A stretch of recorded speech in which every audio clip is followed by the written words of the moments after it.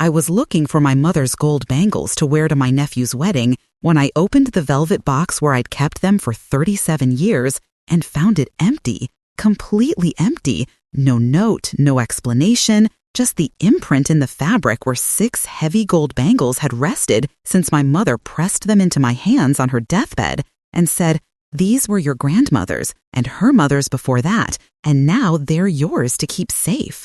My hands started shaking as I searched the entire jewelry box, thinking maybe I'd moved them, maybe I'd put them somewhere else, but deep down, I already knew what had happened because there was only one other person who had access to my things, only one person who knew where I kept my most precious possessions. And when I went downstairs and asked my husband Richard where my mother's bangles were, he looked me straight in the eye and said, "I have no idea. You probably misplaced them," with such casual indifference that I knew he'd taken them.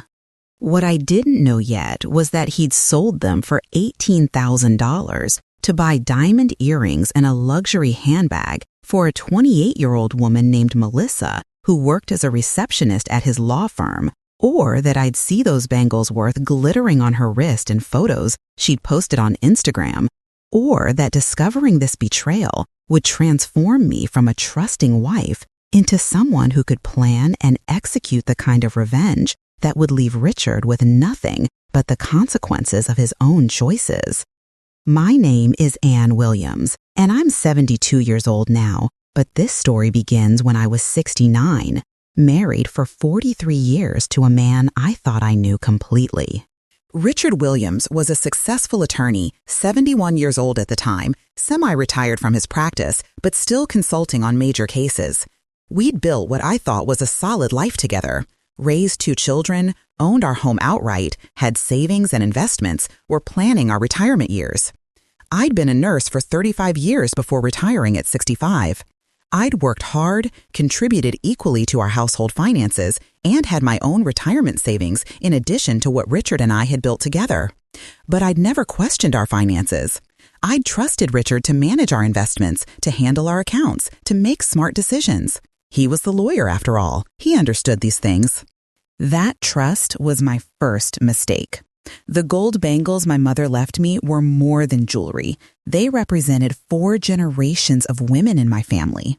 My great-grandmother had brought them from India when she immigrated. My grandmother had worn them at her wedding.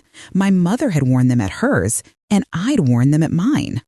They were heavy, solid gold, intricately carved with traditional patterns. Beyond their monetary value, which was substantial, they were priceless to me emotionally. And Richard had stolen them and sold them. If you've ever had someone steal something irreplaceable from you, something that connected you to your history and your loved ones who've passed, you know the particular devastation I felt. It wasn't just about the gold. It was about the betrayal, the violation, the complete disregard for what mattered to me. I needed proof before I confronted Richard fully, so I started investigating. First, I searched the house thoroughly. The bangles were definitely gone. I checked our safe deposit box at the bank, not there. I checked every drawer, every closet, every possible hiding place. Then I started looking for evidence of where they'd gone. I went through Richard's office while he was at a consultation. In his desk drawer, buried under old papers, I found a receipt from Harrison's Fine Jewelry, a high-end jeweler downtown. The receipt was dated 3 months ago. It showed that Richard had sold 6 22K gold bangles, traditional Indian design, combined weight 180 grams, for $18,000. $18,000 from my family heirlooms, sold like scrap metal. But the receipt also showed that on the same day, Richard had purchased diamond stud earrings, 2 carats total, for $12,000, and designer leather handbag for $4,800. $16,000 in purchases on the same day he sold my bangles. That wasn't a coincidence. Richard hadn't sold my bangles because we needed money. He'd sold them to buy expensive gifts for someone. I needed to know who. I'd never been the type of wife to snoop through my husband's phone or email. I trusted him completely. But that trust was shattered now, and I needed the truth. Richard kept his laptop in his home office. He thought he'd password protected it, but I'd seen him type the password dozens of times, our wedding anniversary. While he was out playing golf on Saturday morning, I opened his laptop and started searching. What I found made me physically ill. Emails to someone named Melissa, hundreds of them, going back almost 2 years. Affectionate emails, romantic emails, explicitly sexual emails. Plans to meet at hotels, discussions of a future together once Richard figured out how to handle the Anne situation. The Anne situation. That's what I'd become to my husband of 43 years, a situation to be handled. Photos of Melissa. She was beautiful, young, blonde, fit, everything I wasn't anymore at 69. And in several of the photos, I could see jewelry, diamond earrings, an expensive handbag. I cross-referenced the dates of the photos with the receipt from the jewelry store. The earrings appeared in her photos for the first time the week after Richard sold my bangles. He'd used my family heirlooms to buy gifts for his mistress. I sat in his office staring at the screen, and I felt something shift inside me. The hurt and betrayal were still there, but they were being joined by something colder, sharper, more focused. Rage. Pure, ice-cold rage. But I didn't scream. I didn't cry. I didn't confront Richard immediately. Instead, I started planning. I spent the next week gathering evidence while maintaining the appearance of normalcy. I smiled at Richard over breakfast. I made dinner. I asked about his day. And the whole time I was downloading emails, taking screenshots, copying files. I learned that Melissa worked as a receptionist at Morrison & Associates, the law firm where Richard still consulted. They'd been having an affair for nearly 2 years. I learned that Richard had been telling Melissa he was going to leave me as soon as the timing was right. He'd been promising her they'd be together permanently, that he'd divorce me and they'd start a life together. I learned that he'd been spending our money I'd helped earn during my 35 years as a nurse, on hotels, dinners, gifts for Melissa. Thousands of dollars over 2 years. And I learned that he'd been moving money, transferring funds from our joint accounts into accounts I didn't know about. Slowly, carefully, systematically hiding assets. Richard was planning to divorce me, but he was doing it in a way that would leave me with as little as possible. He was hiding money, moving assets, setting things up so that when he finally left, he'd walk away with the majority of what we'd built together. The bangles were just the beginning. He'd been stealing from me for years. If you've ever discovered that someone you've spent your entire adult life with has been systematically betraying you, planning to abandon you, and stealing from you while you trusted them completely, you know the cold clarity that comes after the initial shock, the realization that you need to protect yourself, that you need to act. I made an appointment with an attorney. Not just any attorney. I hired Margaret Chen, the most aggressive divorce lawyer in Charleston, a woman with a reputation for destroying unfaithful spouses in court. I brought her everything I'd found, the emails, the bank records showing Richard's transfers, the receipt for the bangles, evidence of the affair. Margaret reviewed everything, and when she looked up at me, there was fire in her eyes. Mrs. Williams, your husband is a lawyer. He should have known better than to leave such an obvious trail. I'm almost insulted on behalf of our profession. What can we do? Everything. We can do everything. He's been hiding marital assets, which is illegal. He's been using marital funds to support an affair, which affects the division of property. And he sold your separate property. Those bangles were your inheritance, not marital property, without permission. Mrs. Williams, I'm going to destroy him. I want those bangles back. The bangles specifically? That might be difficult. I don't care how difficult it is. I want them back. Whatever they cost, whatever it takes. Those are 4 generations of my family. I want them back. Margaret nodded. I'll see what I can do. But first, we need to protect your assets today. Margaret worked fast. Within hours, she'd filed an emergency motion to freeze all of our twin accounts and to prevent Richard from transferring or disposing of any marital assets. She also filed for divorce, citing adultery and economic misconduct. Richard was served with papers at his office on a Tuesday afternoon. He called me within minutes, his voice shaking with rage. "What the hell are you doing? You froze our accounts? You filed for divorce?" "Yes, Richard, I did." "You can't just... This is insane." "We need to talk about this." "We're past talking. You sold my mother's bangles to buy jewelry for your mistress. You've been hiding money and planning to divorce me anyway. I'm just beating you to it." "How did you... Anne, you went through my private files? My email? Your password was our wedding anniversary, which apparently means nothing to you anymore. This is a violation of my privacy. And stealing my family heirlooms? Having an affair? Hiding marital assets? What do you call those? I want to come home. We need to discuss this face to face." "No, Margaret has already filed a restraining order. If you come to the house, you'll be arrested. Your clothes are packed and waiting on the porch. You can pick them up and go stay with Melissa. I'm sure she'll be thrilled to have you full-time now." I hung up before he could respond. Within days, Margaret had subpoenaed all of Richard's financial records, including the accounts I didn't know about. What she found was staggering. Richard had moved over $200,000 from our joint accounts into hidden accounts over the past 3 years, money he'd been squirreling away in preparation for divorce. He'd also taken out a $50,000 home equity line of credit on our house, a house I owned half of, without telling me. That money had gone to pay for his affair with Melissa.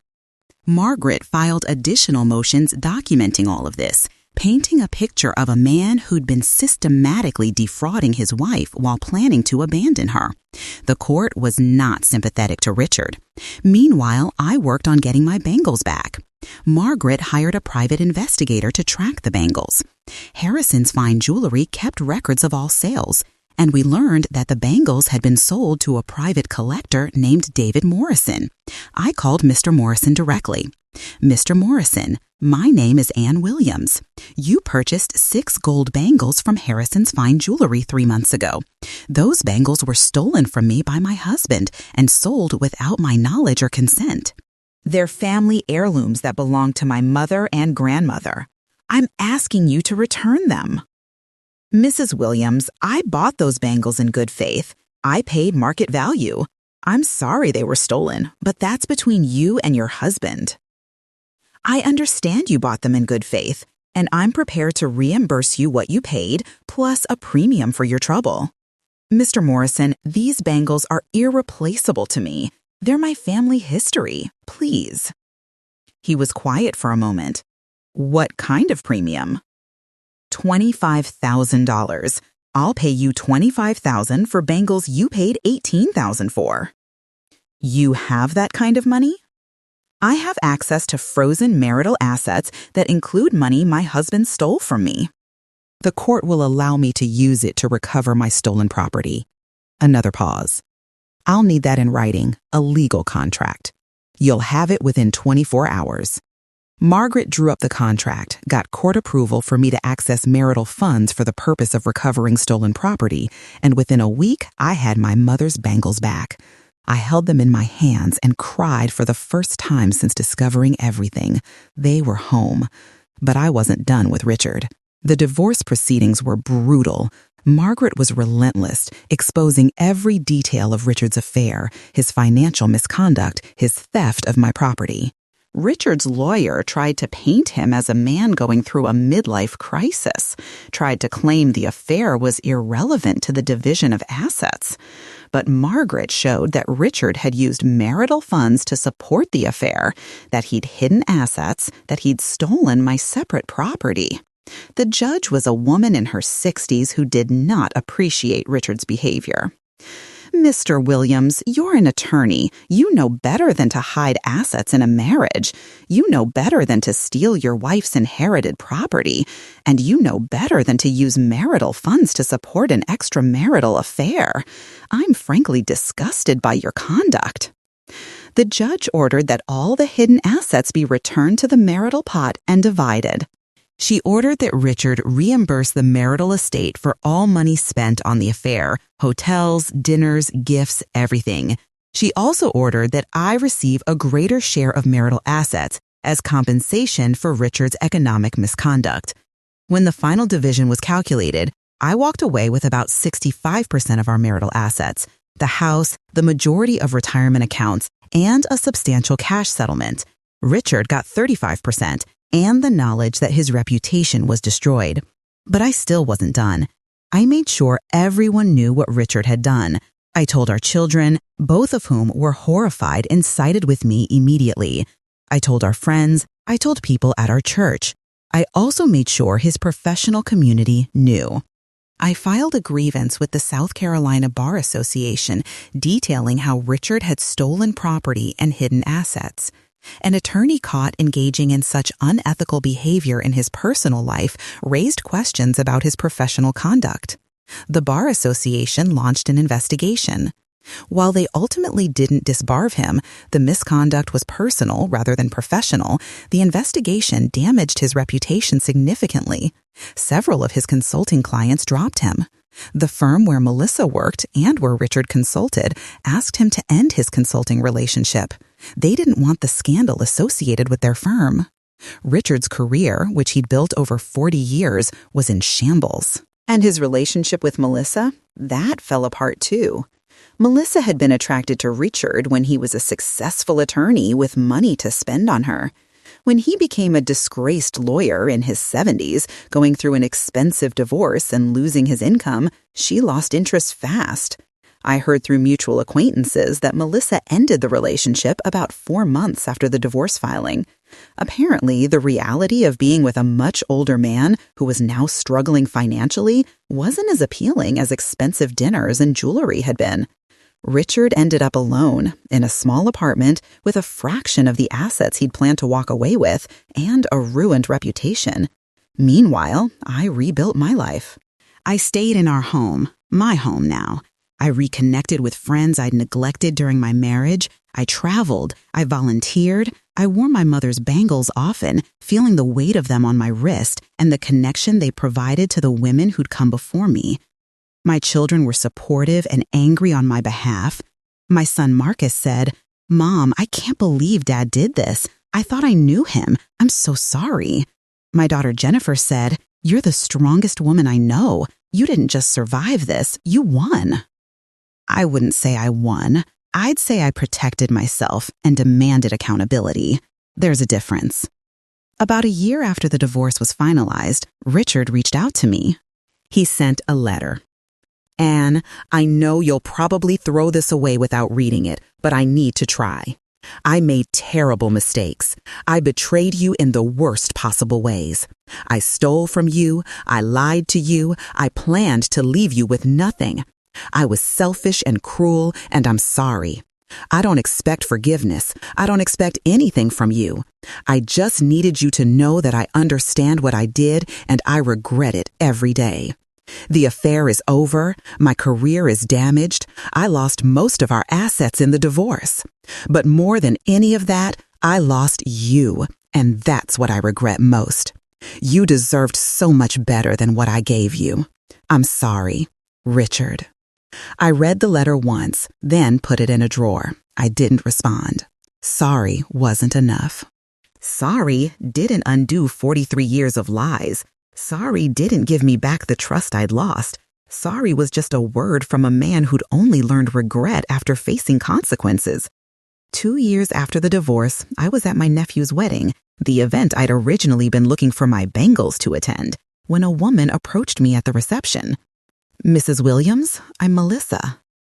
I looked at the young woman standing in front of me. She looked older than in the photos I'd seen, more tired, less polished. "I know who you are." "I owe you an apology. What I did, having an affair with your husband, it was wrong. I told myself he was going to leave you anyway, that I wasn't breaking up a marriage because it was already broken. But that wasn't true. I was selfish and I didn't care who I hurt." "Why are you telling me this now?" "Because I went through something similar recently. I started dating someone, thought it was serious. then found out he was married. And I realized what it feels like to be lied to be the fool who didn't see what was right in front of her. And I thought about you, about what I helped Richard do to you. I'm sorry. I know that doesn't fix anything, but I'm sorry. I looked at this young woman who'd been part of destroying my marriage. Part of me wanted to tell her off, to let her know exactly how much damage she'd caused. But another part of me just felt tired. I appreciate the apology, I said, but Melissa, you need to understand something. You didn't just help Richard betray me. You accepted gifts bought with stolen family heirlooms. You participated in financial fraud. You were part of something that hurt me deeply. I know. I was young and stupid and thought I was in love. You were young and selfish and didn't care about consequences. There's a difference. I hope you've learned from this. I hope the next time you're interested in someone, you make sure they're actually available. She nodded, tears in her eyes, and walked away.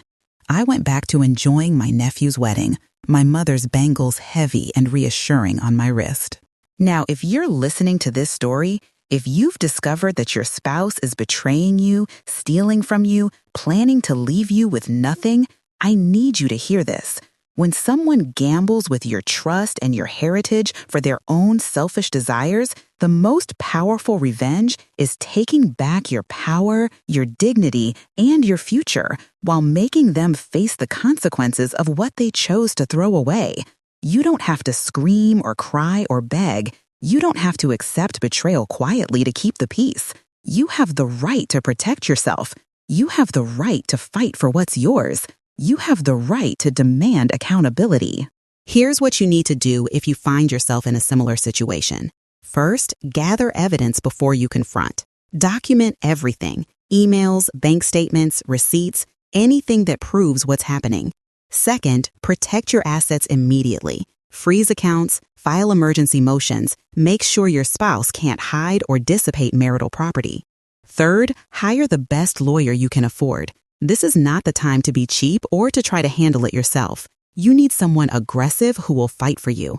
Fourth, don't let sentiment cloud your judgment. Your spouse betrayed you. They don't deserve your protection or your consideration. Protect yourself first. And fifth, demand what's yours. Your property, your fair share of assets, your dignity. Don't settle for less than you deserve just to avoid conflict. Will this destroy your marriage? Yes, but your spouse already destroyed it when they chose to betray you.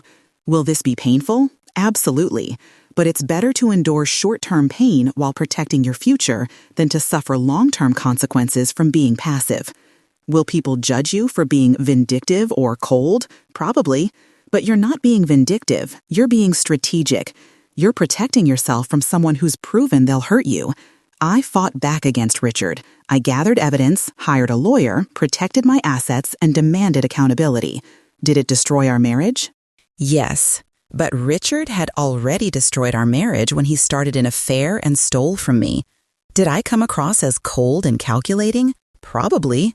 But I was protecting myself from a man who'd spent years lying to me and planning to leave me with nothing. Did some people think I should have been more forgiving? Sure, but those people weren't the ones who'd been betrayed and stolen from. I don't regret any of it.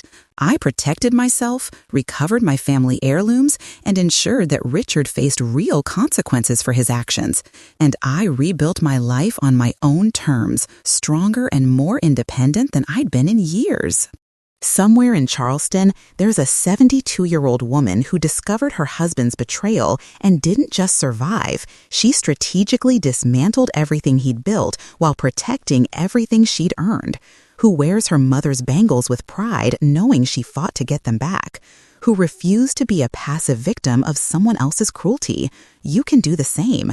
Don't let betrayal destroy you. Let it transform you into someone who demands better, who protects themselves fiercely, who refuses to accept less than they deserve. Your heritage matters. Your dignity matters. Your future matters. Fight for all of it, without apology, without mercy for those who showed you none. Stand strong. Protect what's yours. Demand justice. You're worth fighting for, even if you have to fight alone, especially then.